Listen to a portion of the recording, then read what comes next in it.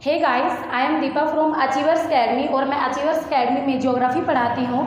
और गाइस, मैंने 2 time net qualify किया है और मैं पीजीटी एचटेट में पीजीटी और टीजीटी क्वालिफाई हूँ। और हम यहाँ पर ज्योग्राफी की सीरीज़ स्टार्ट करने जा रहे हैं। और गाइस, मैं आपको ओपन चैलेंज देती हूँ कि अगर आप मेरी ज्योग्राफी क्लासेस की वीडियो देखते हो, इनसे बाहर आपको एक भी क्वेश्चन किसी भी कॉम्पिटेटिव एग्जाम में नहीं मिलेगा। सो गाइस, केयरफुल होकर मेरी वीडियो देखना, क्योंकि अगर आप इन वीडियो को देखते हो ना, कम्प्लीटली आपका ज्योग्राफी मैं कंप्लीट कराऊंगी। और इसके अलावा आपको बाहर से किसी भी कॉम्पिटिटिव एग्जाम, चाहे वो HSSC से हो, चाहे कोई भी टेट एग्जाम हो, आप सारे क्वेश्चन यहाँ पर कवर अप कर दिए जाएंगे। सो गाइस, आज हम अपनी स्टार्ट करते हैं अपनी पहली क्लास, जो ज्योग्राफी की डेमो क्लास होगी फॉर ऑल टेट एग्जाम्स या ऑल कॉम्पिटिटिव एग्जाम। तो आज मैं आपको पढ़ाऊंगी layers of the atmosphere. Guys, layers of the atmosphere Hindi में जिसे बोलते हैं वायुमंडल की लेयर्स, यानी वायुमंडल की परतें। ठीक है गाइस, वायुमंडल की परतें। ऑल एग्जाम में इस चैप्टर से आपका एक क्वेश्चन हमेशा बनता है गाइस। तो केयरफुल होके पूरी वीडियो देखना, बीच में पॉज मत करना या बीच में मत रोकना। सबसे पहले हम layers of the atmosphere chapter का नाम है, बट उससे पहले हम थोड़ा सा एटमॉस्फेयर के बारे में पढ़ेंगे गाइस कि एटमॉस्फेयर होता क्या है और अगर एटमॉस्फेयर ना हो तो क्या हो। ठीक है गाइस, जैसे ये हमारी अर्थ है, ये हमारी अर्थ है और अर्थ के ऊपर क्या है गाइस, अर्थ किसके चारों ओर चक्कर लगाती है? सन के। ठीक है, जो अर्थ है वो सन के चारों ओर चक्कर लगाती है। वायुमंडल कहाँ है? वायुमंडल क्या है? वायुमंडल और कुछ नहीं है गाइस, हमारी अर्थ के ऊपर जो बहुत सारी गैसें हैं ना, उन गैसों की लेयर्स वायुमंडल है। वो सारी गैसें इकट्ठी हो जाती हैं और लेयर बाय लेयर एक दूसरे के ऊपर लेयर बनाती है, और उन्हीं लेयरों को हम क्या कहते हैं? वायुमंडल कहते हैं। ठीक है, यानी हमारी पृथ्वी के चारों ओर जो वायु का समूह है, जो गैसों का समूह है, उन्हीं का ही मिक्सअप रूप हमारा क्या कहलाता है? एटमॉस्फेयर कहलाता है। ठीक है, यानी आपका ये हमारी अर्थ के चारों ओर ये क्या है? ये हमारा है वायुमंडल। ठीक है, एटमॉस्फेयर क्या है गाइस? ये एटमॉस्फेयर है। ये हमारा सन, अर्थ। अब सन से अगर वायुमंडल ना हो, मान लिया यहाँ पे गैसें नहीं है, कोई भी हवा वायु नहीं है, तो हमारी जो सनलाइट है ना, वो सीधे की सीधे यूं की यूं अर्थ पर पहुँच जाएगी। सनलाइट यूं की यूं, मान लो 100% सनलाइट आ रही तो 100 का 100 अर्थ पर पहुँच जाएगी। और हमारा क्या होगा गाइस? हम जल जाएंगे। हमारा क्या होगा? हम जल जाएंगे। अर्थ पर जीवन संभव नहीं होगा। ठीक है, तो वायुमंडल के बिना जीवन संभव नहीं है। इधर देखो गाइस, जो ये वायुमंडल है, यानी ये क्या करता है? इस वायुमंडल के अंदर बादल भी है। जानते हो ना, आकाश में क्या है? बादल भी है भाई। बादल है, बादल से वर्षा भी होती है, उसके अलावा जलवाष्प भी है, धूल कण भी है, बहुत सारी चीज़ें हैं जो हम आगे पढ़ेंगे। ठीक है, हमारे वायुमंडल में बादल भी है, जलवाष्प भी है, बहुत सारी चीज़ें हैं। सन से पूरी रोशनी आ रही है, लाइट आ रही है, सनलाइट, सन का, सूर्य का प्रकाश आ रहा है। और ये जो सूर्य का प्रकाश है गाइस, बीच में बादल आके, जैसे मान लो 100% आ रहा है, 100% में देना सीधा 27 जो परसेंट है, 27%, 27% है जो बादल है ना, वो अब्जॉर्ब कर लेते हैं, यानी अपने अंदर अवशोषित कर लेते हैं, यानी उसको रोक के रख लेते हैं। ठीक है, जो बादल है वो 27%, देखो कितना कम हो गया, इसमें से 27 घट गया। मान लो 100 आ रही है तो 27 घट गया। तो बादल कितने ज़रूरी है हमारे लिए? सनलाइट को थोड़ा सा कम करने में कितनी हेल्प करते हैं। नेक्स्ट देखो, जो जलवाष्प हैं, ये जलवाष्प जो जलवाष्प है, ये नियर अबाउट 9%। ये आपका एग्जाम में, मानती हूँ मैं कि कई एग्जाम में कई बार डीपली अगर एग्जाम आ रहा है तो उसमें पूछ लिया जाता है, जो बादल हैं वो कितने % है जो सनलाइट को अब्जॉर्ब कर लेते हैं, अवशोषित कर लेते हैं। ठीक है, जो जलवाष्प है वो कितने % करते हैं। तो इसलिए गाइस समझा रही हूँ थोड़ा। तो जलवाष्प है वो 9 जो % है वो अपने अंदर अब्जॉर्ब कर लेते हैं, अवशोषित कर लेते हैं। उसके अलावा वायुमंडल में बहुत सारी चीज़ें हमारी अर्थ पर भी ऐसी होती है जो रिफ्लेक्ट कर देती है, यानी जैसे ही सनलाइट इनसे टकराती है, उल्टी वापस दोबारा से सूर्य के पास भेज दी जाती है, उसको बोलते हैं रिफ्लेक्शन। बोलते हैं ना, जैसे शीशा रिफ्लेक्शन करता है। जैसे हमें गाड़ी में अगर हम जा रहे हैं, बहुत तेज़ धूप है और सड़क पे हमें पानी सा दिखता है, वो क्या होता है? वो भी रिफ्लेक्शन ही होता है गाइस। वहाँ, क्योंकि हम थोड़ा और आगे जाते हैं तो वो पानी तो वहाँ होता नहीं है, पर हमें दिखता है गाड़ी में से। वो क्या होता है, वो रिफ्लेक्शन ही होता है। तो हमारे अर्थ पर भी बहुत सारी चीज़ें होती हैं जो रिफ्लेक्ट कर देती हैं सूर्य के प्रकाश को। और वायुमंडल में इन दोनों के अलावा भी बहुत सारी चीज़ें होती हैं, और कई चीज़ें तो जैसे सीधा का सीधा 30% जो 30% है वो वायुमंडल भी उसको वापस कर देता है। किसको? सूर्य के प्रकाश को वापस रिफ्लेक्ट कर देता है। तो गाइस नियर अबाउट हमारी पृथ्वी के पास जो पहुंचती है ना सनलाइट, वो 51 है, ठीक है, 51% लाइट पहुंचती है। 49 जो प्रतिशत है वो सीधा का सीधा हमारे किसके पास चली जाती है, ये कुछ 25 कुछ ऐसा पाएगा। तो जो मैं ये बता रही थी, जो हमारी अर्थ है वो कितना ऑब्जॉर्व करती है, वो 51%, यानी 51% सूर्य की प्रकाश को पृथ्वी तक पहुंचता है। और इसमें हेल्प कौन करता है? वायुमंडल करता है। अगर वायुमंडल ना होगा तो 100% पूरा का पूरा 100 अर्थ पर आ जाएगा और हमारी अर्थ क्या हो जाएगी गाइस? जल जाएगी, यहाँ जीवन संभव नहीं होगा। तो एक क्वेश्चन ये आता है, जो ये वायुमंडल है वो पृथ्वी की गर्मी को रोक देता है, रोक रहा है ना, पृथ्वी की गर्मी, पृथ्वी को ज़्यादा गर्म होने से रोकता है गाइस, समझ रहे हो ना। सनलाइट आ रही थी तो इसमें बादल है, जलवाष्प है, ये खुद भी कुछ रोकता है। तो पृथ्वी को गर्म होने से रोककर एक किसका काम करता है वायुमंडल? एक कांच के घर का काम करता है। देखो आपने देखे होंगे ना, कांच के घर बनाए जाते हैं, उनमें क्या होता है गाइस? पेड़ पौधे लगा दिए जाते हैं। इनमें क्या लगाए जाते हैं? सब्जियां, फल, फ्रूट या पेड़ पौधे, छोटे छोटे पेड़ पौधे लगाए जाते हैं। क्यों लगाए जाते हैं? जो ठंडे इलाके होते हैं, ये कांच के घर ऐसे होते हैं गाइस, इनमें सनलाइट अंदर आ तो सकती है पर बाहर जा नहीं सकती, ठीक है, आ तो जाएगी अंदर, जा नहीं सकती। और वायुमंडल क्या काम करता है? वायुमंडल क्या करता है? जितनी हमें हमारी अर्थ को चाहिए ना, उतनी ही सनलाइट भेजता है। बीच में ही आधी को तो अपने आप ही रिफ्लेक्ट कर देता है, कुछ बादल करते हैं, क्लाउड करते हैं, कुछ जलवाष्प कर देते हैं, तो हमारी पृथ्वी को गर्म होने से रोकता है। क्वेश्चन ये बनता है गाइस, जो वायुमंडल है पृथ्वी की गर्मी को रोककर, जो वायुमंडल है पृथ्वी की गर्मी को रोककर पृथ्वी का जो टेम्परेचर है वो कितना बनाए रखता है? Average temperature. जो एटमॉस्फेयर है वो हमारी अर्थ की गर्मी को रोककर अर्थ का जो एवरेज टेम्परेचर है वो 15 डिग्री सेल्सियस बनाए रखने में हमारी सहायता करता है, अर्थ की सहायता करता है। तो हमारी पृथ्वी का औसत तापमान कितना है? 15 डिग्री सेल्सियस। इसको बनाए रखने में कौन हेल्प करता है? एटमॉस्फेयर हेल्प करता है, ठीक है गाइस, समझ रहे हो ना। अब इसमें layers of the atmosphere start करने से पहले कुछ चीज़ें और है, छोटे छोटे कंसेप्ट जो हम पहले ही क्लियर कर लेंगे, ताकि वो जब बीच में आएंगे ना तो हम लेक्चर में पजल नहीं होंगे, ठीक है। तो सबसे पहले हम करेंगे एटमॉस्फेयर में जो गैसें पाई जाती है ना, जो गैसेज पाई जाती है वो कौन कौन सी है? गैसेज, ठीक है। तो सबसे ज़्यादा आप सबको ही पता होगा, ये तो कॉमन पॉइंट है। सबसे ज़्यादा कौन सी गैस पाई जाती है गाइस? नाइट्रोजन। सबसे ज़्यादा कौन सी पाई जाती है? नाइट्रोजन। Second oxygen.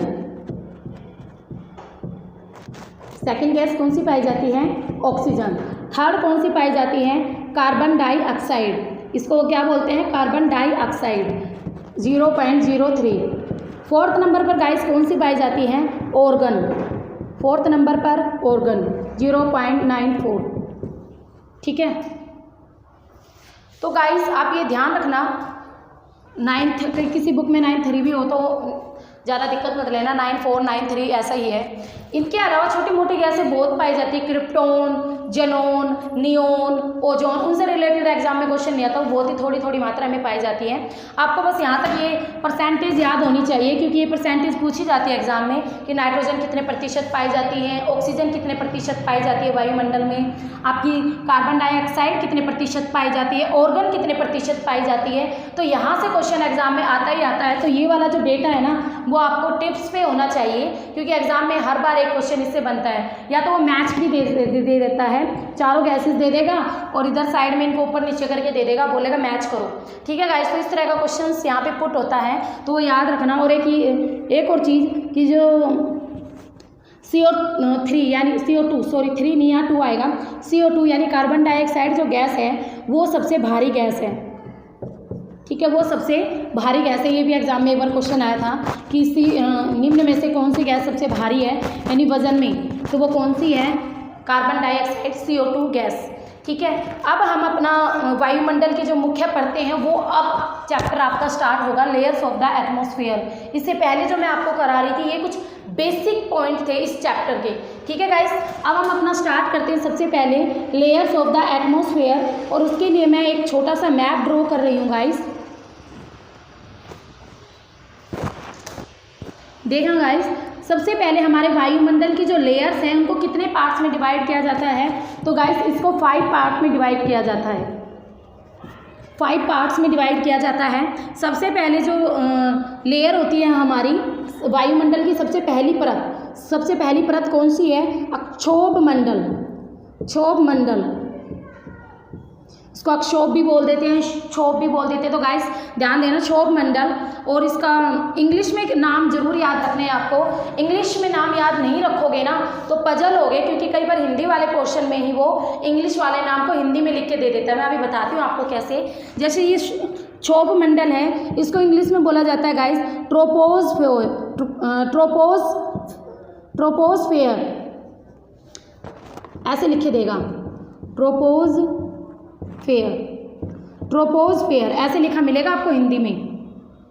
ठीक है गाइस, तो थोड़ा ध्यान रखना, क्षोभ मंडल ट्रोपोस्फेयर, हिंदी में आपको ऐसे लिखा हुआ मिलेगा ट्रोपोस्फेयर। ठीक है, इंग्लिश में ये वाला मिलेगा, हिंदी में ये, तब आपको ये नहीं देखने को मिलेगा। तो गाइस दोनों ही नाम आप याद रखोगे। फर्स्ट लेयर है हमारे वायुमंडल की, यहाँ पे लिख रही हूँ मैं इसका नाम इसके साथ में ही, ट्रोपोस्फेयर। नेक्स्ट लेयर जो हमारी है वो है समतापमंडल। नेक्स्ट लेयर कौन सी है, समतापमंडल। समतापमंडल को इंग्लिश में किस नाम से जाना जाता है, स्ट्रेटोस्फेयर।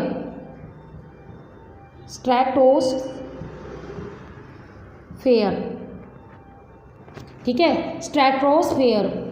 क्षोभ मंडल, ट्रोपोस्फेयर, समताप मंडल, स्ट्रेटोस्फेयर। थर्ड जो आती है आपकी मध्य मंडल। गाइस इंग्लिश में नाम याद रखने कंपलसरी है, क्योंकि इंग्लिश में वाले ही नाम आपको हिंदी वाले पोर्शन में मिलते हैं। तो मध्य मंडल को क्या बोलते हैं गाइस, मेसोस्फेयर। क्या बोलते हैं, मेसोस्फेयर। फोर्थ आपकी आती है, इसको गाइस 2 नाम है इसके, इसको तापमंडल भी कहते हैं, तापमंडल। ठीक है गाइस, ध्यान रखना, इसके 2 नाम है, तापमंडल या आयन मंडल। तापमंडल या आयन मंडल। अब इंग्लिश में क्या बोलते हैं इसको, तापमंडल को तो गाइस क्या बोलेंगे, थर्मोस्फेयर। देखो तापमंडल को क्या बोलेंगे, मैं यहाँ लिख रही हूँ, तापमंडल को क्या बोलेंगे, थर्मोस्फेयर। और आयन मंडल को क्या बोलेंगे, आइनोस्फेयर। ठीक है, आइनोस्फेयर, आयन मंडल, तापमंडल, थर्मोस्फेयर, दोनों एक ही लेयर है, ये पजल मत होना। और लास्ट लेयर 1 2 3 4 5, लास्ट लेयर जो आपकी है इसको क्या बोलते हैं, इसके भी 2 नाम है गाइस, हिंदी में तो 2 ही नाम है। बहिर्मंडल भी बोल देते हैं इसको कई लोग, कई बुक्स में आपको बहिर्मंडल मिलेगा और कई में मिलेगा गाइस बाह्य मंडल। और इसको इंग्लिश में किस नाम से जाना जाता है, एक्सोस्फेयर। ठीक है, तो हमारे जो वायुमंडल की परतें हैं इनको कितने भागों में बांटा जाता है, 5 में। और किस आधार पर बांटा जाता है गाइस, तो ये टेम्परेचर के आधार पर बांटी जाती हैं। किस आधार पर बांटी जाती है, बेस क्या होता है, तो तापमान के आधार पर, बेसिस ऑफ टेम्परेचर, तापमान के आधार पर वायुमंडल की जो परतें हैं इनको 5 पार्ट में डिवाइड किया जाता है। क्षोभ मंडल, समताप मंडल, मध्य मंडल, ताप मंडल या आयन मंडल, बहिर्मंडल या बाह्य मंडल। ठीक है, इंग्लिश में क्या बोलते हैं, ट्रोपोस्फेयर, स्ट्रेटोस्फेयर, मेसोस्फेयर, थर्मोस्फेयर या आइनोस्फेयर, एक्सोस्फेयर। ठीक है गाइस, इनके नाम समझ में आ गए हैं ना आपको। नेक्स्ट अब सबसे पहले हम पढ़ेंगे जो आपकी वायुमंडल की परतें हैं, ये कहाँ से स्टार्ट, हमारी पृथ्वी के ऊपर वायुमंडल है, वहाँ से वायुमंडल आपका स्टार्ट हुआ है। तो जो ये हाइट है, इनकी जो बेस क्या लिया गया है इनकी हाइट को मापने का, सी लेवल। जो वायुमंडल की परतें हैं इनकी ऊंचाई, यानी इनकी ऊंचाई कहाँ से मापी जाती है गाइस, समुद्र तल से, सी लेवल से। और ऐसा क्यों है गाइस, किसी भी चीज़ की हाइट है ना, अगर आप देखोगे माउंट एवरेस्ट की हाइट या किसी भी चीज़ की हाइट है ना, वो सी लेवल से ही मापी जाती है। ठीक है, जब भी आप ज्योग्राफी पढ़ोगे आप बहुत सी हाइट पढ़ते हो कि ये समुद्र तल से 300 मीटर ऊंचा है, माउंट एवरेस्ट समुद्र तल से 8,848 मीटर ऊंची है। तो ये सारी हाइट जितनी भी आप पढ़ते हो ना, सारी सी लेवल से होती है। तो इसका क्या मतलब है, सी लेवल से क्यों मापते हैं गाइस? आपको पता है हमारी अर्थ कैसी है, ऊंची नीची, कहीं से ऊंची है तो कहीं से गड्ढे भी हैं, ठीक है ना, तो कहीं से ऊंचाई पर है कहीं से गड्ढे भी हैं। जो सी लेवल है ये कैसा है, समुद्र कैसा है, समतल है, हमारा सपाट है। कह दो ना, इतने बड़े समुद्र में से आप चाहे एक टैंकर पानी निकाल लो, क्या फ़र्क पड़ेगा उसमें? कोई फ़र्क नहीं पड़ेगा ना। समुद्र से आप एक टैंकर पानी निकालो, कोई फ़र्क पड़ेगा गाइस? नहीं पड़ेगा। तो इसलिए हमारी सारी की सारी हाइटें कहाँ से मापी जाती हैं? सी लेवल से। एग्जाम में क्वेश्चन आया था ये, ऊंचाई, किसी भी चीज़ की ऊंचाई कहाँ से मापी जाती है? तो ऑप्शन में था सी लेवल, समुद्र तल, ठीक है ना। तो कहाँ से मापी जाती है? समुद्र तल। तो इम्पोर्टेंट है ये, मैंने समझा दिया क्यों मापते हैं हम समुद्र तल से, ताकि वो समतल है और जो हमारी हाइट्स है उसमें गड़बड़ ना हो, क्योंकि हमारी अर्थ कहीं से ऊंची है कहीं से नीची है, ठीक है। अब हम सबसे पहले क्षोभ मंडल के बारे में पढ़ेंगे। अब ये मत सोचना मैम ने ये लाइन टेढ़ी खींची है, क्यों खींची है? क्योंकि गाइस देखो, जो आपके क्षोभ मंडल है ना, ये आपके इक्वेटर पर, इक्वेटर यानी भूमध्य रेखा, यह आपकी इक्वेटर यानी भूमध्य रेखा पर तो चौड़ी है। देखो यहाँ पर इसकी जो चौड़ाई है ना वो है 18 किलोमीटर, ठीक है गाइस। जो आपकी भूमध्य रेखा पर इसकी चौड़ाई है वो कितनी है? 18 किलोमीटर। बट इसकी अगर इस पे बात करें पोलर पर, पोलर को क्या होते हैं? ध्रुव, ध्रुव, ध्रुव पर बात करें ना तो ध्रुव पर इनकी कम है। कितनी है? ध्रुवों पर है गाइस 8 किलोमीटर। कितनी है? 8 किलोमीटर। ये एग्जाम में क्वेश्चन बार बार रिपीट होता है गाइस। किस परत की जो ऊंचाई है, किस परत की जो ऊंचाई है वो ध्रुवों पर कम है? तो किसकी है गाइस? क्षोभ मंडल की है। किसकी है गाइस? क्षोभ मंडल की है। भूमध्य रेखा पर तो 18 किलोमीटर है और ध्रुवों पर 8। ध्रुवों पर बर्फ पड़ने के कारण इसकी ऊंचाई है वो थोड़ी कम हो जाती है। इसका मेजर कारण क्या है? आइस है गाइस इसका मेजर कारण। ध्रुवों पर सबको पता है 6 महीने दिन होते हैं, वहाँ 6 महीने रात होती है, और जब 6 महीने की रात होती है तो कंटिन्यू बर्फ़ गिरती ही गिरती है वहाँ, ठीक है। तो जो बर्फ़ गिरने के कारण जो इसकी वहाँ पे हाइट है थोड़ी कम हो जाती है। ध्रुवों पर 8 है और भूमध्य रेखा पर 18 किलोमीटर है। अब हम इसको पूरा डिटेल में पढ़ेंगे। सबसे पहले तो जो क्षोभ मंडल है उसका हम बात करें ना, जो आपका एक बार एग्जाम में क्वेश्चन आया था, वायुमंडल का 75% भाग, 75% भाग वायुमंडल की किस परत में पाया जाता है? क्वेश्चन को ध्यान से समझना, क्योंकि हमारे काम का है ना, सबसे जो हमारे काम की बेल्ट है वो यही है, जो हमारे काम की लेयर है कौन सी है? वो यही है, ट्रोपोस्फियर, ठीक है। इस ट्रोपोस्फियर में ही क्या होता है? मौसम संबंधी जितनी सारी घटनाएं जो हमें इफेक्ट करती हैं, बादलों का बनना, बारिश का आना, आंधी तूफानों का आना, बिजली चमकना, एवरीथिंग, जो आपका वेदर है, वेदर से रिलेटेड हर चीज़ आपकी इसी लेयर में घटित होती है गाइस, ट्रोपोस्फियर में। और इसी वजह से ही जो ट्रोपोस्फियर है इसको बादलों का रंगमंच भी कहते हैं, ठीक है। मौसम संबंधी सारी घटनाएं आपकी यहीं पर होती हैं।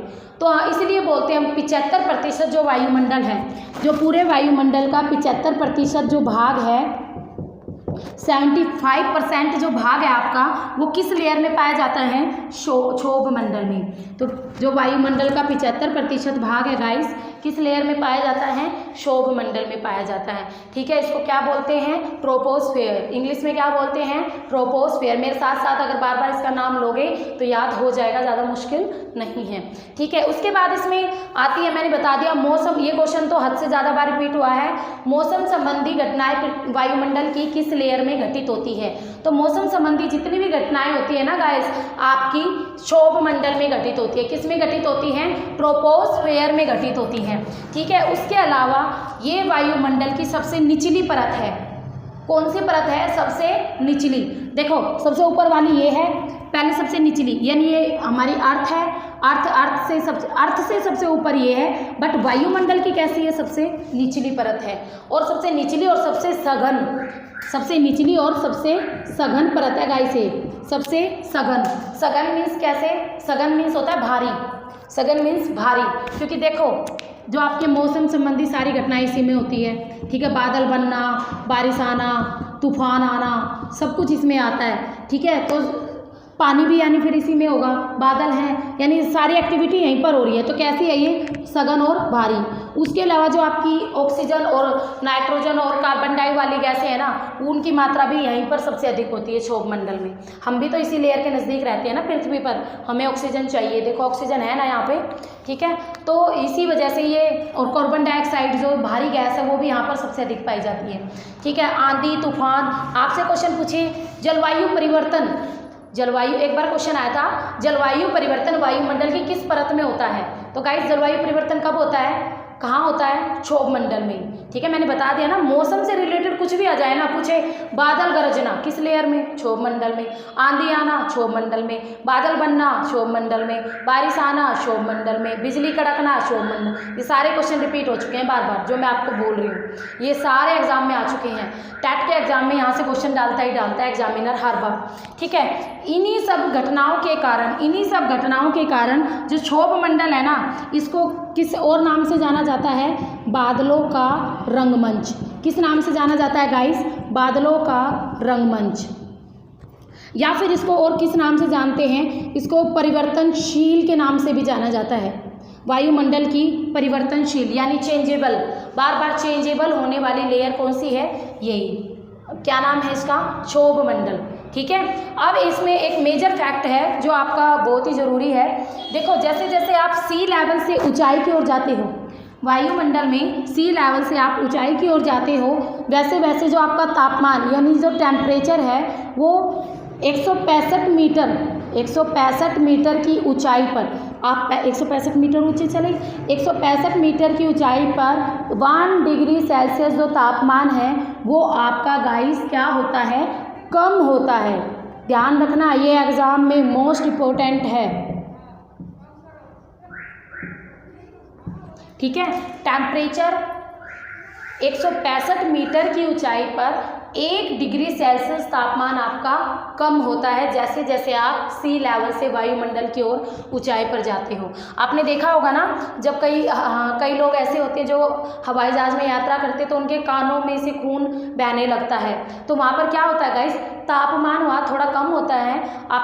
और तापमान कम होता है ना, तब वायुदाब वो होता है, जब तापमान कम तो वायुदाब बढ़ जाता है, दोनों में उल्टा संबंध होता है। तो जब वहाँ वायुदाब बढ़ने से तो कई लोगों के कानों में से खून आने लगते हैं, तो ज़्यादा डरने की बात नहीं होती, वो वायुदाब के बढ़ने से होती हैं ऐसी चीज़ें।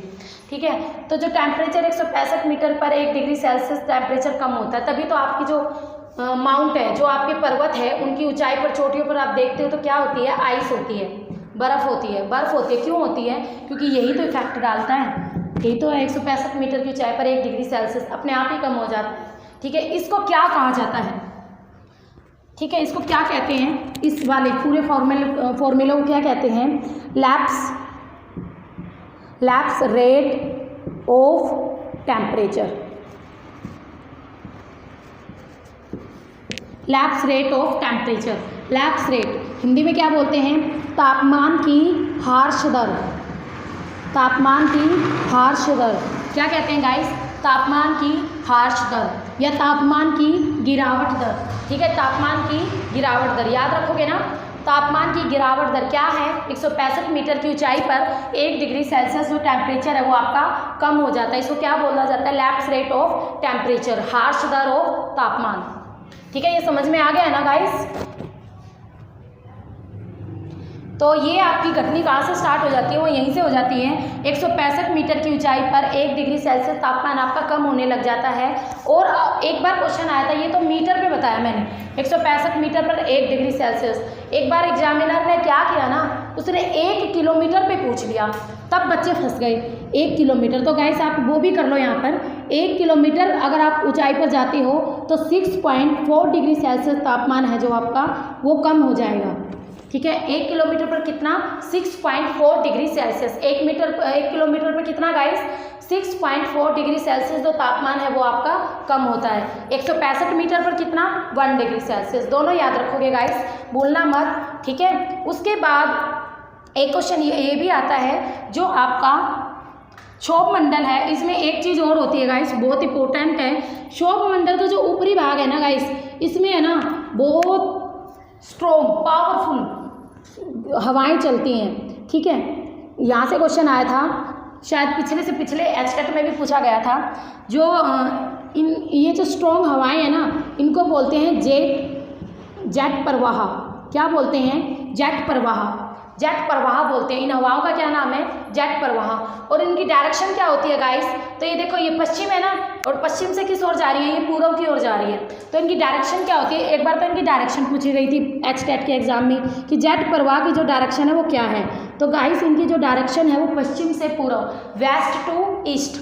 बट अगर बात करें जो जेट प्रवाह है, जेट प्रवाह है, एक बार क्वेश्चन ये आया था कि वायुमंडल की किस परत में चलते हैं? तो किस में चलते हैं गाइस? क्षोभ मंडल में चलते हैं। तो ये थोड़ा ध्यान रखना, वायुमंडल की जो परत है क्षोभ मंडल, इसमें जेट प्रवाह चलते हैं। ये और कुछ नहीं होते, स्ट्रॉन्ग फुल पूरी हवाएं होती हैं, तेज तेज चलती हैं, और ये पश्चिम से पूर्व इनकी डायरेक्शन होती है। बाकी जब मैं आपको हवा वाला चैप्टर कराऊंगी तब इनके बारे में पूरा डिटेल में पढ़ाऊंगी कि स्ट्रॉन्ग होती है तब इनकी जो स्पीड होती है वो कितनी होती है, और कम हो तब स्पीड कितनी होती है। तो तब ये जेट प्रवाह वहाँ पर डिटेल से करवाए जाएंगे, ठीक है। तो ये क्या है आपके?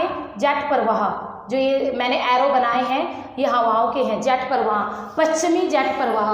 अगर ऑप्शन में जेट प्रवाह ना मिले ना तो पश्चिमी जेट प्रवाह मिलेगा, तो वो होगा, ठीक है। उसके बाद गाइस एक चीज़ हो, ये क्षोभ मंडल है, ठीक है। क्षोभ मंडल से और समताप मंडल, क्षोभ मंडल से समताप मंडल के बीच है ना एक सीमा पाई जाती है। क्षोभ मंडल से समताप मंडल के बीच एक सीमा पाई जाती है, एक पोज पाई जाती है, और इस सीमा को क्या कहते हैं गाइस? क्षोभ मंडल और समताप मंडल, इन दोनों को अलग करने का काम कौन करती है? ये सीमा। और इस सीमा को क्या कहते हैं? क्षोभ सीमा। क्षोभ सीमा, ट्रोपोज, इंग्लिश में वही क्षोभ को तो ट्रोपोज पोज, ठीक है। तो क्षोभ सीमा क्या कहते हैं? क्षोभ सीमा। जो ये आपकी समताप मंडल और क्षोभ मंडल दोनों के बीच में कौन सी सीमा पाई जाती है उसको क्या कहते हैं? क्षोभ सीमा, ठीक है। एक बार इसकी मोटाई पूछी गई थी, टेट के एग्जाम में पूछा गया था, जो क्षोभ सीमा है ना इसकी मोटाई कितनी है? तो गाइस याद रखना, जो ये क्षोभ सीमा है ना वो आपकी 1.5 किलोमीटर मोटी है। कितनी है? 1.5 किलोमीटर क्या है इसकी मोटाई, यानी ये मोटाई यहाँ से ज़्यादा मोटी नहीं है, 1.5 किलोमीटर मोटाई है बस इसकी, ठीक है। ये वाली मोटाई कितनी किलोमीटर मोटी है? तो 1.5 किलोमीटर मोटी है, ठीक है। और इससे जो इम्पोर्टेंट क्वेश्चन बनता है वो ये है गाइस, जो ये क्षोभ सीमा है ना, यहाँ पर मौसम संबंधी जितनी भी घटनाएं यहाँ हो रही थी ना क्षोभ मंडल में, यहाँ आकर सब कुछ बंद हो जाता है, ठीक है। शांत लेयर हो जाती है बिल्कुल, ठीक है। यहाँ पर क्या होता है? क्षोभ सीमा पर मौसम संबंधी जितनी भी घटनाएं हैं सारी की सारी खत्म, इससे आगे बिल्कुल कुछ भी नहीं होता, ना बादल बनेंगे ना कुछ बनेंगे। यानी यहाँ पर ये जो क्षोभ सीमा है बिल्कुल शांत रहती है, इसमें कोई भी परिवर्तन नहीं होता। एक बार तो यही आया था क्वेश्चन कि वायुमंडल की किस परत में, वायुमंडल की किस परत में, वैसे उन्होंने परत डाल दिया था पर ऑप्शन में उन्होंने क्षोभ सीमा भी डाला। फिर कई बच्चों ने गलती इसलिए कर दी क्योंकि उन्होंने क्वेश्चन में तो परत डाल दिया, आंसर में क्षोभ सीमा भी डाल दिया कि वायुमंडल की किस परत में तापमान का गिरना एकदम बंद हो जाता है और हवाएं भी चलना बंद हो जाती हैं, ठीक है। तो ये सारी चीज़ें होती है वो किस परत में होती है गाइस? क्षोभ सीमा में। तापमान, जो तापमान आपका मैंने बताया था ना 165 मीटर की ऊंचाई पर गिर रहा है, एक डिग्री सेल्सियस गिर रहा है, वो इस सीमा पर आकर, यहाँ पर आकर है ना, तापमान का जो गिरना है ना वो बिल्कुल बंद, तापमान गिरना बंद। दूसरी बात क्या होती है? हवाएं चलना बंद, हवाएं चलना बंद। एक चीज़ और होती है गाइस, संवहन धाराएं, ये भी हवाएं होती है, अभी समझाती हूँ ये क्या होती है। ये भी चलना बंद, क्षोभ सीमा में सब कुछ बंद, 1.5 मीटर मोटी हवा चलना बंद, तापमान का गिरना बंद, ठीक है, संवहन धाराएं चलना बंद। ये सारी चीज़ें क्या होती है आपकी? बंद हो जाती है। और ये एग्जाम में क्वेश्चन पूछा गया था, बट बच्चों ने क्या किया? बच्चों ने समताप मंडल डाल दिया, ऑप्शन में समताप मंडल भी था, अभी समताप मंडल में भी ये चीज़ें आएंगी, बट ऑप्शन में क्षोभ सीमा भी था। अगर ये ऑप्शन में नहीं होता ना तब तो आप समताप मंडल को टिक करोगे, बट ऑप्शन में क्या था आपका? क्षोभ सीमा था गाइस, तो वो क्षोभ सीमा एग्जामिनर ने आंसर टिक किया था, समताप मंडल टिक नहीं किया था। जिन बच्चों ने समताप मंडल कर दिया था उनका गलत हो गया। तो क्षोभ सीमा आपकी बिल्कुल शांत है, इसमें सारी धाराएं चलना बंद हो जाती है, हवाएं चलना बंद हो जाती हैं और तापमान का गिरना भी बंद हो जाता है। ठीक है गाइस। नेक्स्ट जो आपकी लेयर, इसके अलावा जो संवहन धाराएं, हाँ संवहन धाराएं मैं आपको समझा रही थी कि क्या होती हैं, जो मैंने अभी लिखा था। देखो कोई भी एरिया है, कोई भी एरिया है वहाँ हवा चल रही है, जैसे मान लो ये एरिया है गर्म एरिया है, मान लो गर्म एरिया है पूरा, तो यहाँ पर जो हवा चलेगी वो कैसे होगी गाइस, गर्म होगी। ठीक है ना, वार्म हवा होगी ना, गर्म हवा होगी। यहाँ पर जो हवा चलेगी जब हवा गर्म होती है ना, गर्म हवा हमेशा गाइस हल्की होती है। ये संवहन आज समझ लो अच्छी तरह से, जियो की क्लास में बहुत चैप्टरों में ये वर्ड आएगा और बार बार मैं समझाऊंगी आपको कि क्या होता है, फिर भी अगर आज समझ आ जाता है तो बहुत अच्छी बात है। गर्म हवा क्या होती है, हल्की होती है। हल्की चीज़ हमेशा क्या होगी गाइस, हल्की चीज़ हमेशा ऊपर उठती है। कोई भी चीज़ अगर हल्की होगी ना, कोई भी चीज़ अगर हल्की होगी ना तो वो हमेशा ऊपर उठेगी। ठीक है। और ठंडी हवा, ठंडी हवा गाइस कैसी होती है, ठंडी हवा होती है आपकी भारी। देखो बर्फ कैसी होती है गाइस, भारी। और जो दूध उबल रहा है, दूध में से जो भाप आ रही है वो कैसी होगी, हल्की। भाप हमेशा कैसे जाती है गाइस, ऊपर की ओर, ना कि नीचे की ओर बैठती है। कैसे जाती है, ऊपर चली जाती है। सेम वैसे गर्म हवा कैसी होती है, हल्की। ठंडी हवा कैसी होती है, भारी। हल्की भारी। हल्की हवा हमेशा ऊपर उठती है, ऊपर उठकर बादल बनाती है, बादल फिर वो आपकी वर्षा करते हैं। ठीक है, यानी बादलों के बनना और इन सब के लिए हमें गर्म हवा चाहिए। जब ठंडी हवा होती है वो हमेशा क्या होती है, वो हमेशा नीचे नीचे ही बैठती है, वो कभी भी ऊपर उठती ही नहीं है। ऊपर उठने का काम गर्म हवा करती है, बादल बनाने का काम गर्म हवा करती है। और जो ये जो गर्म हवा ऊपर उठी, ऊपर उठ के बादल बनाए, इसी ये जो हवाएं हैं ना, इन गर्म हवाओं को ही बोल देते हैं गाइस संवहन धाराएं, संवहन धारा। ठीक है, तो ये चीज़ें आपकी, ये चीज़ यानी बादल कहाँ बनते हैं, क्षोभ मंडल में। तो संवहन धाराएं कहाँ बनती है, आपकी क्षोभ मंडल में। बट अगर आप पूछे क्षोभ सीमा में संवहन धाराएं चलना बंद हो जाती है, बिल्कुल ख़त्म हो जाती हैं, तापमान का गिरना भी बंद हो जाता है। ठीक है गाइस, यहाँ तक क्लियर है ना पॉइंट आपको। देखो मैंने अभी तक क्या कराया आपको, क्षोभ मंडल कराया है, इसकी ऊंचाई करवाई है, वो मध्य रेखा पर 18 किलोमीटर है, ध्रुवों पर 8 किलोमीटर है। बर्फ़ की वजह से यहाँ पे इसकी कम होती है। बादलों का रंगमंच बोलते हैं, परिवर्तनशील बोलते हैं। क्यों बोलते हैं गाइस, क्योंकि आपको सबको पता है, क्योंकि हाँ ये जो बादलों का रंगमंच बोलते हैं क्योंकि मौसम संबंधी सारी घटनाएं यहीं पर होती हैं। उसके अलावा सबसे भारी है, सघन है। 75 वायुमंडल का जो 75% पार्ट है वो इसी लेयर में आता है। ठीक है, जो 75% पार्ट है वो इसी लेयर में आता है।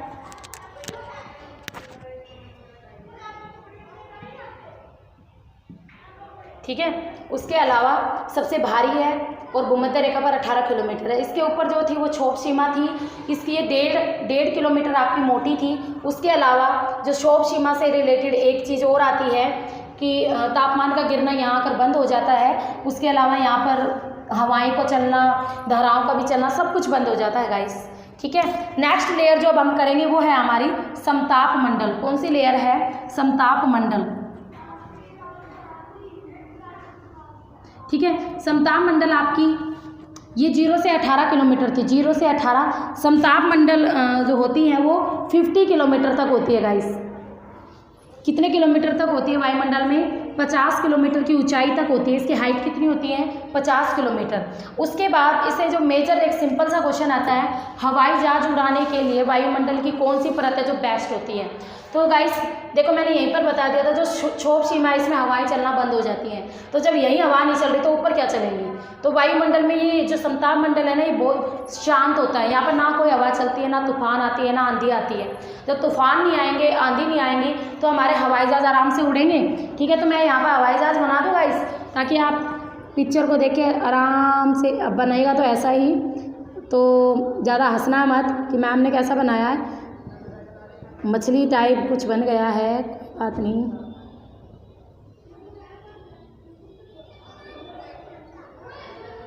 ठीक है, यानी हवाई जहाज एक इसकी वो भी बना दूँ, हवाई जहाज। ठीक है गाइस, तो जो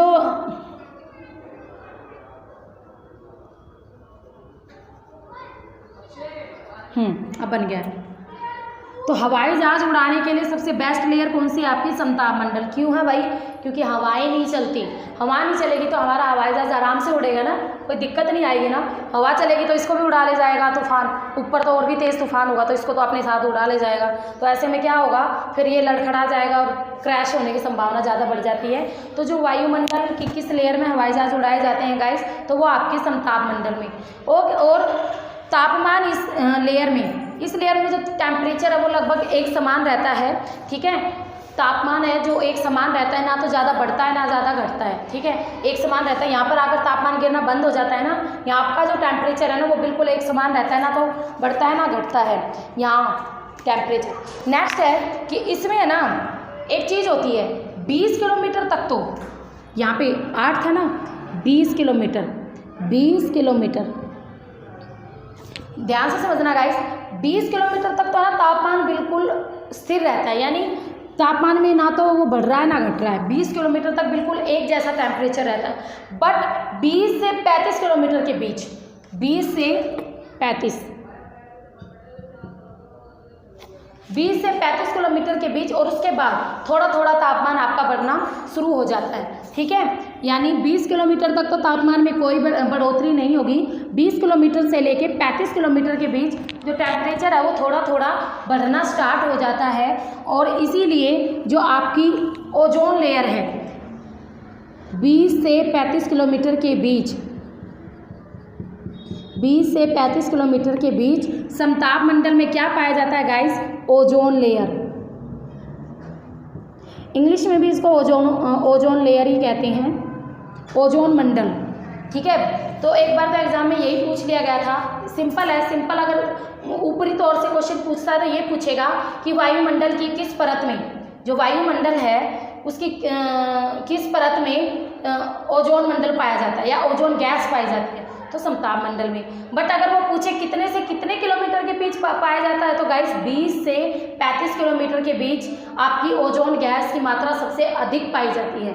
और ओजोन गैस आप जानते हो ना, ओजोन गैस के बारे में, हमारे लिए मोस्ट इम्पोर्टेंट है ओजोन गैस गाइस, क्योंकि जो ओजोन है ऑक्सीजन के 3 अणुओं से मिलकर बनती है, ठीक है। ओजोन है ऑक्सीजन के 3 अणुओं से मिलकर बनती है, O3 होती है।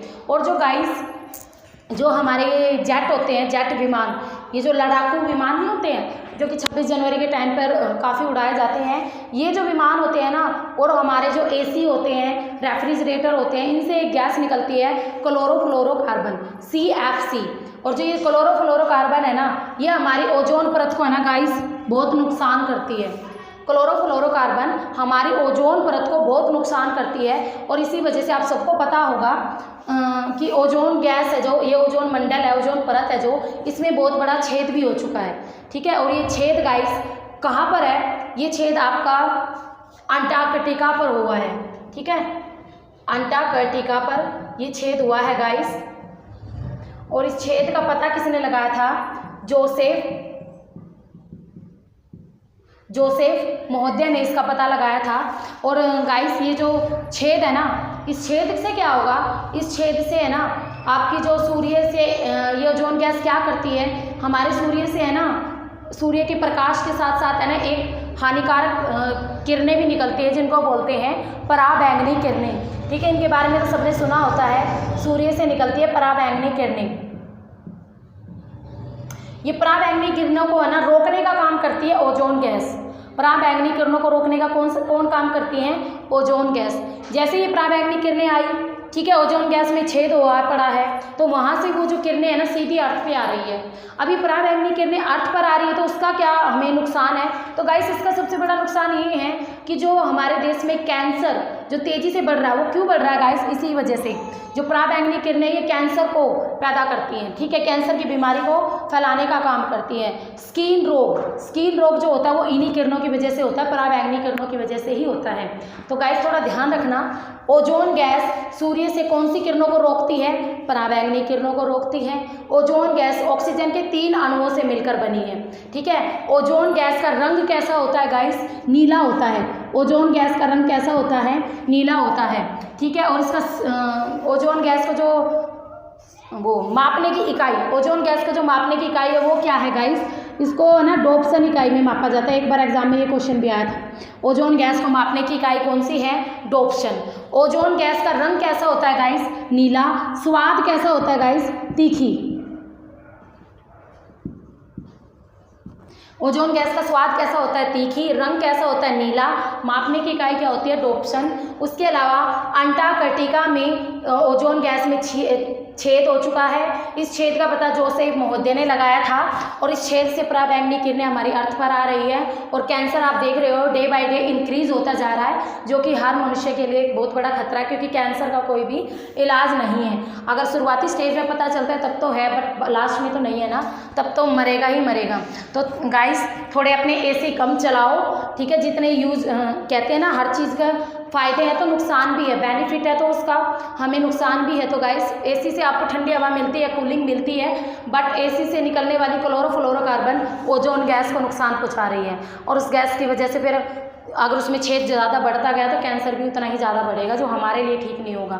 ठीक है गाइस, तो ये आपको पता चल गया है आपकी ओजोन परत कहाँ पाई जाती है? समताप मंडल में। समताप मंडल की कई बार मोटाई पूछ ली जाती है 50 किलोमीटर तक। वायुयान उड़ाने के लिए सबसे बेस्ट लेयर है समताप मंडल। ठीक है, उसके बाद एक चीज़ और आती है, थोड़ा डीपली है पर मैं आपको करा दे रही हूँ। जो समताप मंडल है ना, समताप मंडल में एक अलग प्रकार के बादल पाए जाते हैं ऊपरी भाग में। जो समताप मंडल है इसके ऊपरी भाग में एक अलग प्रकार के बादल पाए जाते हैं गाइस, और इन बादलों को क्या बोलते हैं? Mother of pearl cloud. देखो आप कहोगे मैम जब तो कह रहे थे कि मौसम से संबंधित कोई चीज़ नहीं होती थी, यहाँ बादल कैसे बन गए? अभी बताती हूँ। मदर ऑफ पर्ल क्लाउड एक बार एग्जाम में ये पूछा गया था, इसलिए मैं आपको यहाँ पे बता रही हूँ, एग्जाम में आ चुका है। मदर ऑफ पर्ल क्लाउड वायुमंडल की किस परत में पाए जाते हैं गाइस? समताप मंडल में। और ये जो क्लाउड होते हैं ना गाइस, ये है ना रंग बिरंगे होते हैं। ठीक है, ये क्लाउड कैसे होते हैं? रंग बिरंगे होते हैं। ये बारिश करने वाले क्लाउड नहीं होते हैं, ये सिर्फ गैसों के मिश्रण से बने हुए क्लाउड होते हैं। ठीक है, 2-3 गैसें जब आपस में मिलती है तो रिएक्शन होके, रिएक्टिवेट होके आपस में ये क्लाउड बन जाते हैं। तो ये मदर ऑफ पर्ल क्लाउड आपके समताप मंडल में पाए जाते हैं, तो थोड़ा ध्यान रखना। ठीक है, कहाँ पर पाए जाते हैं और रंग बिरंगे होते हैं, बारिश वारिश कुछ नहीं होती इनसे। तो ये यहाँ पे आपकी ये सेकंड लेयर कंप्लीट होती है समताप मंडल। इसमें मैंने आपको ओजोन मंडल पढ़ाया है 20 से 35 किलोमीटर के बीच सबसे अधिक मात्रा में। वैसे पाया तो थोड़ा बहुत 20 से नीचे भी पाई जाती है, वो 35 से ऊपर भी पाई जाती है, बट जो सबसे सघन और मोटी परत है ना वो उसकी 20 से 35 किलोमीटर के बीच में है। अगर डीपली क्वेश्चन पूछेगा ना तो वो ऑप्शन में 20 से 35 किलोमीटर डालेगा, तो आप उसको टिक कीजिएगा। ठीक है, नेक्स्ट जो हमारे हवाई जहाज है उनको उड़ाने के लिए बेस्ट लेयर आपकी स्ट्रेटोस्फीयर। वाई? क्यों? क्योंकि जो यहाँ पर का जो हवाएं हैं वो बिल्कुल शांत होती हैं, वेदर होता है बिल्कुल क्लीन होता है, ना बादल होते हैं ना कुछ होते हैं, जो कि हमें वायुयान उड़ाने में मदद करते हैं। और मदर ऑफ पर्ल क्लाउड, ये रंग बिरंगे क्लाउड होते हैं गाइस, और ये आपके कहाँ पाए जाते हैं? ओजोन मंडल में ही पाए जाते हैं। ठीक है गाइस, नेक्स्ट जो आपकी लेयर्स आती है वो आती है आपकी मध्य मंडल। नेक्स्ट लेयर कौन सी है? मध्य मंडल मेसोस्फेयर। आपकी 80 किलोमीटर तक होती है ये। इसकी मोटाई कितनी होती है? 80 किलोमीटर तक। मोटाई कितनी होती है? 80 किलोमीटर तक। यहाँ पर जो टेम्परेचर होता है वायुमंडल में जितनी भी परतें हैं ना, सबका लोएस्ट टेम्परेचर यहीं पर होता है।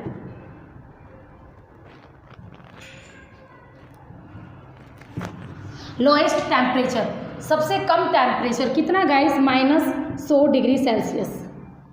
देखो मैंने समझाया था ना, 1 किलोमीटर पर 6.4 डिग्री सेल्सियस। जैसे जैसे आप ऊंचाई पर जाओगे तापमान कम होगा। तो वायुमंडल की जो मध्य मंडल या मेसोस्फीयर है ना गाइस, लोएस्ट टेम्परेचर हो जाता है। यहाँ पर ऊंचाई पर जाते जाते ये टेम्परेचर -100, देखो अब 80 किलोमीटर ऊपर आ गए हैं तो -1 किलोमीटर पर 6.4 डिग्री, पर यहाँ पर आकर थोड़ा बंद हो जाता है टेम्परेचर, यहाँ पे नॉर्मल रहता है, तो यहाँ पर आकर बिल्कुल माइनस में टेम्परेचर चला जाता है, -100 डिग्री सेल्सियस टेम्परेचर हो जाता है। ठीक है, और बिल्कुल कम होने की वजह से इसको coldest layer of the atmosphere कहते हैं गाइस। इसको coldest layer of the atmosphere, वायुमंडल की सबसे ठंडी परत, वायुमंडल की सबसे ठंडी परत। ठीक है, नेक्स्ट इसमें coldest layer of the atmosphere, वायुमंडल का इसमें जो तापमान है वो -100 डिग्री सेल्सियस तक चला जाता है। उसके अलावा जो मध्यमंडल से रिलेटेड एक मोस्ट इंपॉर्टेंट क्वेश्चन है गाइस, जो एग्जाम में पूछा जा चुका है टेट के एग्जाम में, वो ये है उल्का पिंड। जो उल्का पिंड पता है ना आपको, आसमान से गिरते हैं उल्का पिंड एक तारे के रूप में। जो उल्का पिंड होते हैं वो वायुमंडल की किस लेयर में आकर गिरते हैं? उल्का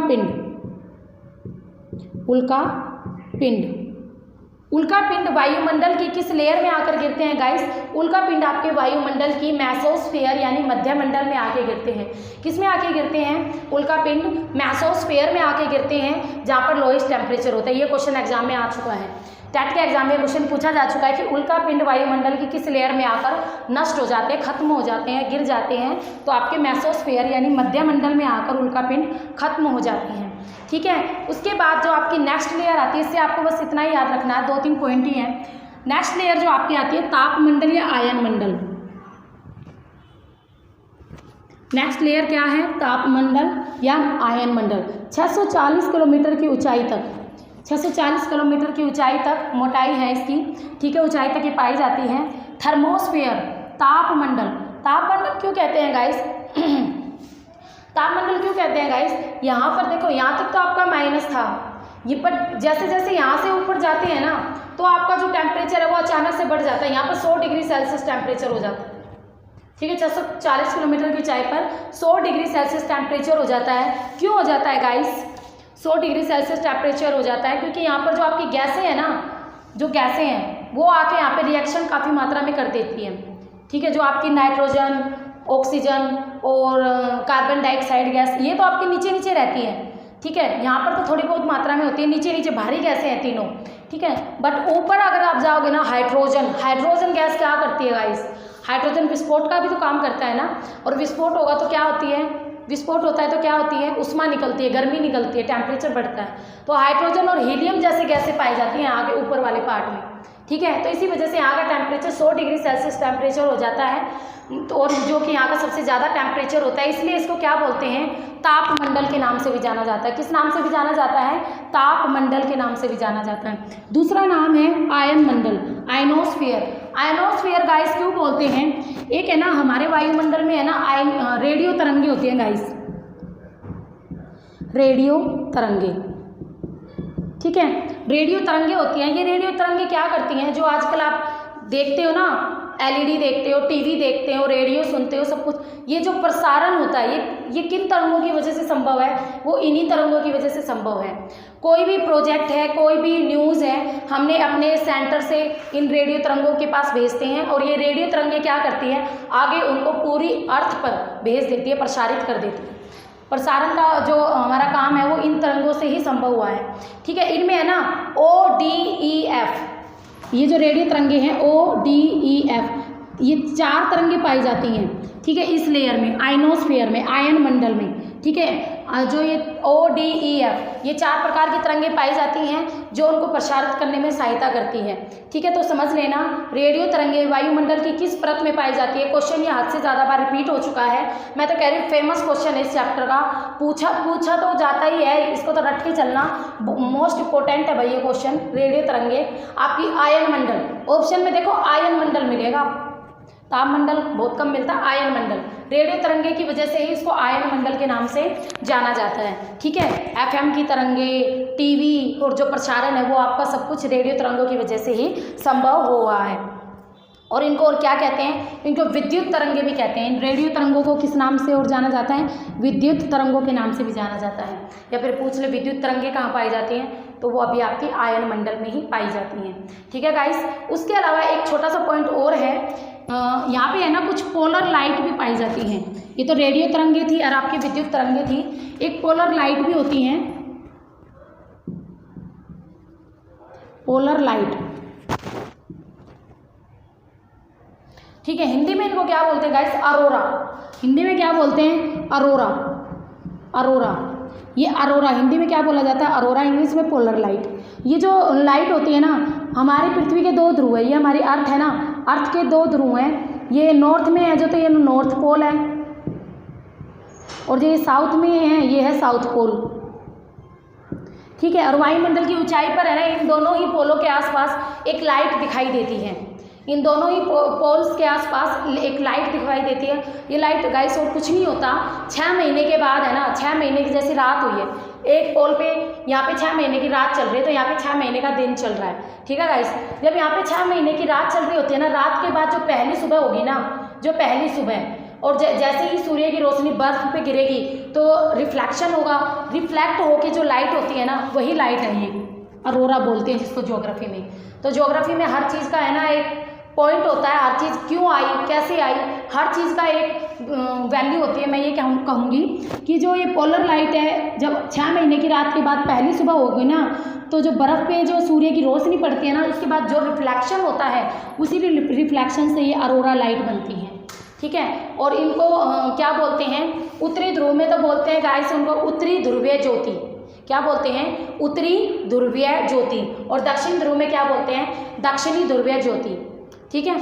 और इनको क्वेश्चन ये आता है, जो अरोरा है वो वायुमंडल की किस परत में दिखाई देते हैं। अरोरा वायुमंडल की किस परत में दिखाई देते हैं गाइस, आपकी आयन मंडल या ऑप्शन में तापमंडल, दोनों में से जो भी हो आप उन दोनों में से कुछ भी टिक कर सकते हो, आयन मंडल या तापमंडल। तो गाइस थोड़ा ध्यान रखना, उत्तरी ध्रुवीय ज्योति पूछ ले कि उत्तरी ध्रुवीय ज्योति वायुमंडल की किस परत में, तो किस परत में दिखाई जाती है गाइस, तापमंडल या आयन मंडल। अगर वो पूछ ले दक्षिणी ध्रुवीय ज्योति कहाँ दिखाई देती है, तापमंडल या आयन मंडल, कुछ भी डाल दे ऑप्शन में, टिक कर देना। तो ये अरोरा या फिर अरोरा पूछ ले, अरोरा और कुछ नहीं है, पोलर लाइट का ही नाम है। ठीक है। नेक्स्ट आपका आता है बाह्य मंडल, एक्सोस्फीयर। नेक्स्ट आपका क्या आता है गाइस, बाह्य मंडल, एक्सोस्फीयर। इसमें कुछ नहीं है, इससे रिलेटेड है ना आपको सिर्फ एक तो है ना, ये वायुमंडल में है ना अनलिमिटेड है, वैसे बोल देते कि 10,000 किलोमीटर तक माना जाता है। ये जो लेयर है वायुमंडल की आखिरी अनलिमिटेड है गाइस, क्योंकि है ना इसमें जो गैसें पाई जाती हैं, इसमें तो एक तो हीलियम बहुत ज़्यादा पाई जाती है, और हाइड्रोजन भी पाई जाती है, हीलियम और हाइड्रोजन। और गाइस आपको पता है हीलियम और हाइड्रोजन दोनों की दोनों कैसी गैसें हैं गाइस, हल्की। ठीक है ना। गुब्बारों में कौन सी गैस भरी जाती है गाइस, हीलियम। गुब्बारों में कौन सी भरी जाती है, हीलियम। क्यों, क्योंकि गुब्बारा तभी तो ऊपर उड़ पाता है ना, उसमें हीलियम भर देते हैं, हल्का हो जाता है, लाइट वेट।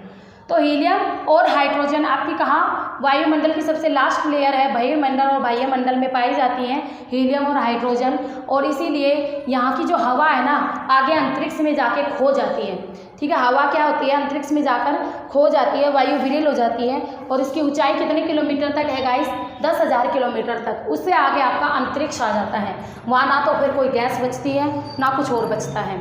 ठीक है। तो बाह्य मंडल, और याद रखना बाह्य मंडल और बहिर्मंडल में क्या होता है, हाइड्रोजन और हीलियम जैसी हल्की गैसें पाई जाती हैं। ठीक है गाइस। तो ओके गाइस, तो मैं आपको ना इसको एक बार और रिवाइज करा रही हूँ। सबसे पहले मैंने आपको एटमॉस्फेयर के बारे में थोड़ा समझाया था। जो आपका एटमॉस्फेयर है उसको मैंने 5 पार्ट में उसके लेयर्स को डिवाइड किया था, और जो 5 पार्ट में डिवाइड किया था ये किस आधार पर है गाइस, आपका टेम्परेचर के आधार पर है, याद रखना। सबसे पहले हमने की थी क्षोभ मंडल, और आपकी हाइट कहाँ से मापी जाती है गाइस, सी लेवल से। जो क्षोभ मंडल है ट्रोपोस्फेयर, ये ध्रुवों पर 8 थी और आपकी भूमध्य रेखा पर 18 थी। मौसम से रिलेटेड हर जो गतियाँ होती हैं, जो हवाएं चलती हैं, तूफान आते हैं, बारिश आती है, सब कुछ इसमें घटित होता है। नेक्स्ट इसमें मैंने पढ़ाया समताप मंडल, इनके बीच में थी आपकी क्षोभ सीमा 1.5 किलोमीटर जो मोटी थी। ठीक है। जहाँ पर तापमान गिरना बंद हो जाता है, हवाएं चलनी बंद हो जाती हैं। समताप मंडल जिसमें आपकी ओजोन गैस पाई जाती है, ओजोन मंडल पाया जाता है 20 से 35 के बीच। उसके अलावा हवाई जहाज चलाने के लिए बेस्ट लेयर है, क्योंकि शांत लेयर है, इसमें ना ज़्यादा तूफान आते हैं, ना हवाएं चलती हैं, ना बारिश आती है, तो इसके लिए ये हवाई जहाज चलाने के लिए बेस्ट होती हैं। 50 किलोमीटर तक ये पाई जाती हैं। उसके अलावा इसी लेयर में मदर ऑफ पर्ल क्लाउड पाए जाते हैं गाइस। आपके ये जो क्लाउड होते हैं रंग बिरंगे होते हैं, और ये बारिश वारिश नहीं करते गाइस, गैसों के मिश्रण से बनते हैं।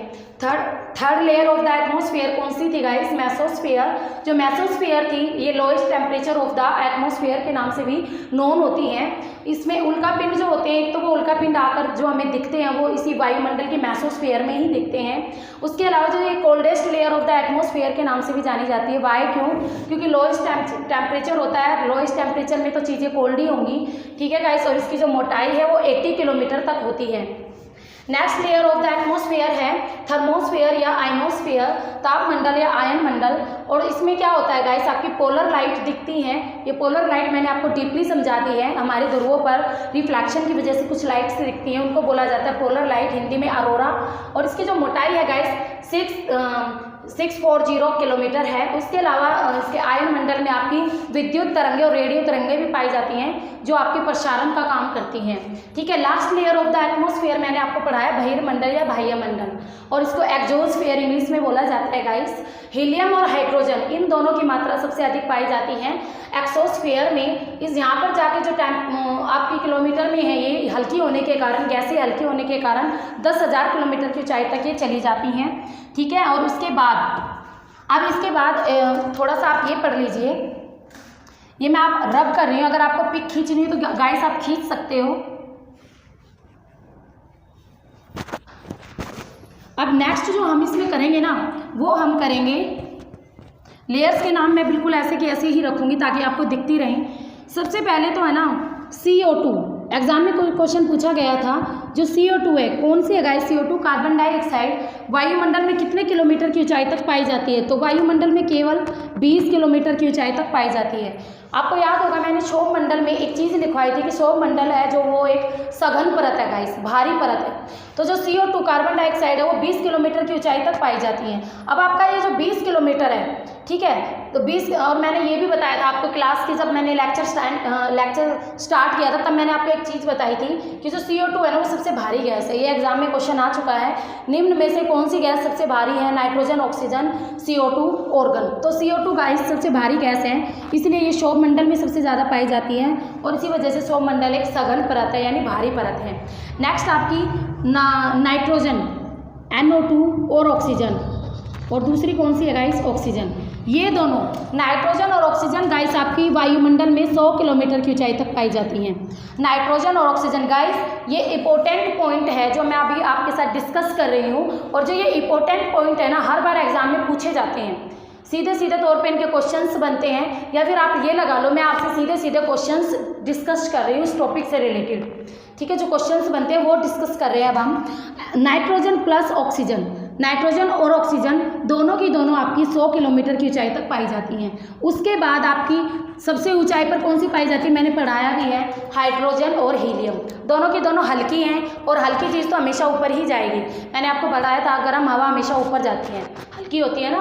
तो हाइड्रोजन और हीलियम दोनों हल्की होती हैं, हल्की होने के कारण दोनों के दोनों ऊपर तक, यानी क्वेश्चन आपसे ये पूछे वायुमंडल की सबसे अधिक ऊंचाई पर, वायुमंडल की सबसे अधिक ऊंचाई पर कौन सी गैस पाई जाती है? तो हाइड्रोजन और हीलियम। और गाइस अगर दो ऑप्शन में दोनों अलग अलग हो ना, हीलियम अलग हो और हाइड्रोजन अलग हो, तो आप हीलियम को टिक करोगे। हीलियम सबसे हल्की होती है, ठीक है, तो हीलियम को टिक करना। तो अगर ये पूछे वायुमंडल में CO2 कितने किलोमीटर तक? 20। नाइट्रोजन और ऑक्सीजन कितने किलोमीटर तक? तो 100 किलोमीटर तक की ऊंचाई के तक आपके ये पाए जाते हैं। अब कुछ क्वेश्चंस और हैं। मैंने आपको एक चीज़ बताई थी यहाँ पर कि वायुमंडल का 75% भाग आपका क्षोभ मंडल तक पाया जाता है, यानी ट्रोपोस्फियर तक वायुमंडल का 75% भाग कवरअप हो जाता है, यानी हमारे काम की सारी चीज़ें हमें ट्रोपोस्फियर में मिल जाती हैं। बट एक बार क्वेश्चन एग्जाम में ये आया था टेट में कि वायुमंडल का 50% भाग, यानी 50% भाग कितने किलोमीटर की ऊंचाई तक पाया जाता है गाइस? वायुमंडल का 50% भाग कितने किलोमीटर की ऊंचाई तक पाया जाता है? 5.6 किलोमीटर की ऊंचाई तक। कितने किलोमीटर की ऊंचाई तक गाइस? 5.6। 50 यानी आधा। देखो 75 तो पूरा क्षोभ मंडल तक था, क्षोभ मंडल आपके ऐसे थी ना यहाँ पे, 75 आपका पूरा क्षोभ मंडल में। बट अगर 50 पूछे तो 75 से भी 25 कम हो गया ना, यानी 50। तो 50 कितना होगा आपका? 5.6, यानी नियर अबाउट यहाँ तक। जो वायुमंडल का 50% भाग है वो हमें यहाँ तक मिल जाता है, क्योंकि अधिकतर बादल, बादल, बारिश, आंधी तूफान इतने किलोमीटर की ऊंचाई तक ही होते हैं। उससे ऊपर तो और ज़्यादा वो जेट प्रवाह वगैरह चलते हैं। ठीक है, तो जो आपके बादल, तूफान, बारिश वो इतने में हो जाते हैं। तो वायुमंडल का 50% जो भाग है 5.6 किलोमीटर की ऊंचाई तक पाया जाता है। ठीक है, निचले स्तर पर सबसे भारी गैसें होती हैं, जिसमें पहले नंबर पर CO2, फिर नाइट्रोजन, फिर ऑक्सीजन ये होती हैं। सबसे ऊपर हाइड्रोजन और हीलियम होती हैं। अब एक चीज़ के बारे में और देख लो, जलवाष्प। जलवाष्प मोस्ट इंपॉर्टेंट है गाइस ये, क्योंकि ये जलवाष्प ना हो ना तो बादल बनेंगे ना बारिश होगी।